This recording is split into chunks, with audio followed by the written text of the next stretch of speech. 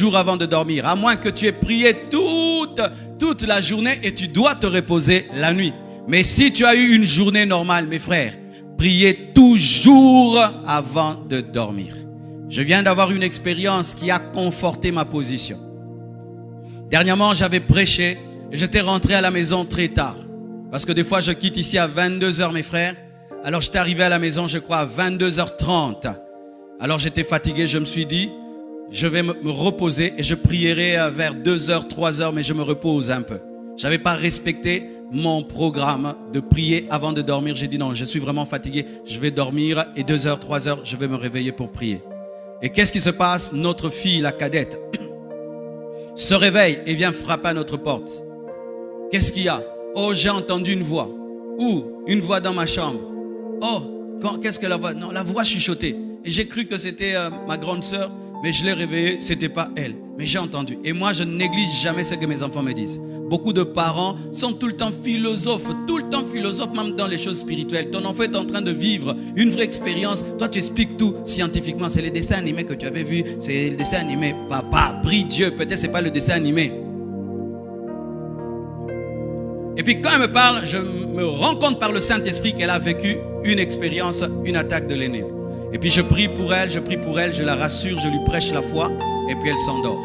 Et puis quand je rentre dans ma chambre, je commence maintenant à prier pour la nuit. Et je prie. Et puis je m'endors. Vous savez ce que j'ai vu? J'ai vu dans cette nuit-là que je dormais. Mais je dormais dehors.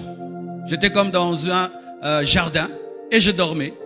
Et j'étais étonné. Oh, mais comment je dors? Les gens passent. Les gens passaient. C'est comme si je dormais dehors. Et puis j'ai dit non. Et puis j'ai vu, j'ai refusé ça. Et puis je suis allé maintenant dans la maison.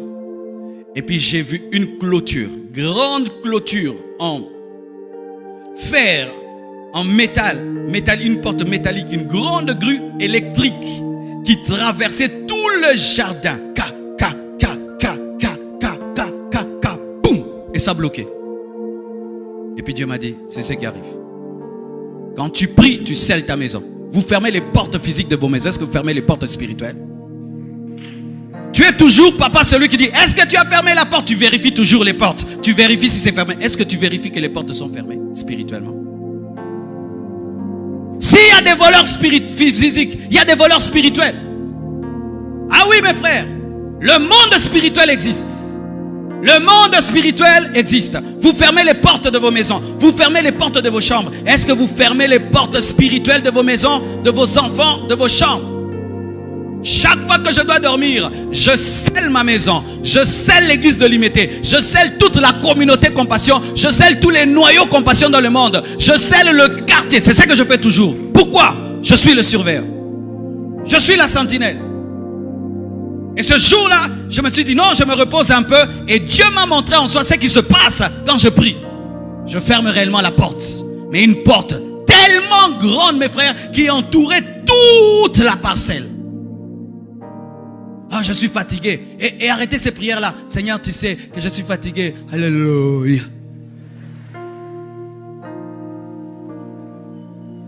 Alléluia. Arrêtez ces choses-là de prier endormi. Non. Parce que quand tu es endormi, tu peux croire que la porte de la cuisine est fermée alors que c'est seulement la porte du salon. Et quand tu pries endormi, tu ne vas pas bien fermer les portes.